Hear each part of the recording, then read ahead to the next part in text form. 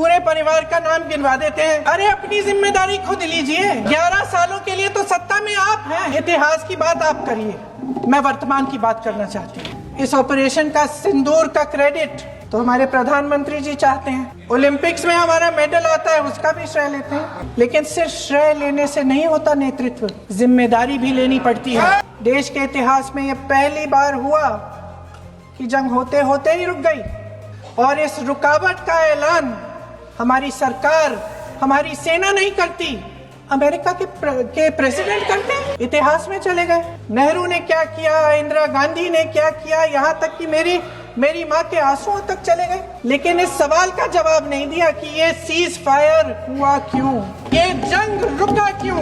गृह मंत्री महोदय ने यूपीए सरकार के समय के आतंकवादी हमले गिने तो लगभग 25 गिनवाए थे अभी अपने भाषण में।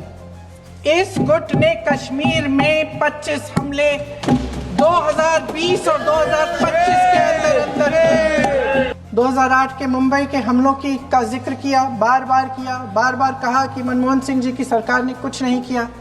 ये तो जानकारी होगी ना कि उसी समय जब वो आतंकवादी हमला चल रहा था तभी उन आतंकवादियों को मार डाला था, एक बचा था और उसको भी फांसी दे दी थी 2012 में। महाराष्ट्र के मुख्यमंत्री ने इस्तीफा दिया। देश के गृह मंत्री ने जिम्मेदारी लेकर इस्तीफा दिया।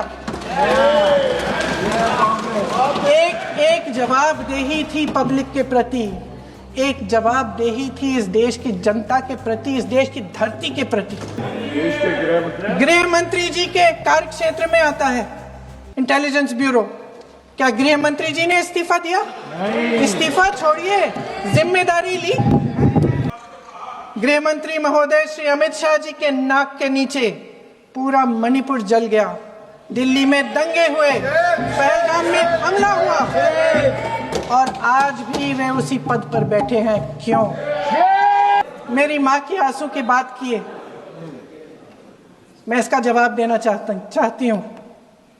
मेरी माँ के आंसू तब गिरे जब उनके पति को आतंकवादियों ने शहीद किया,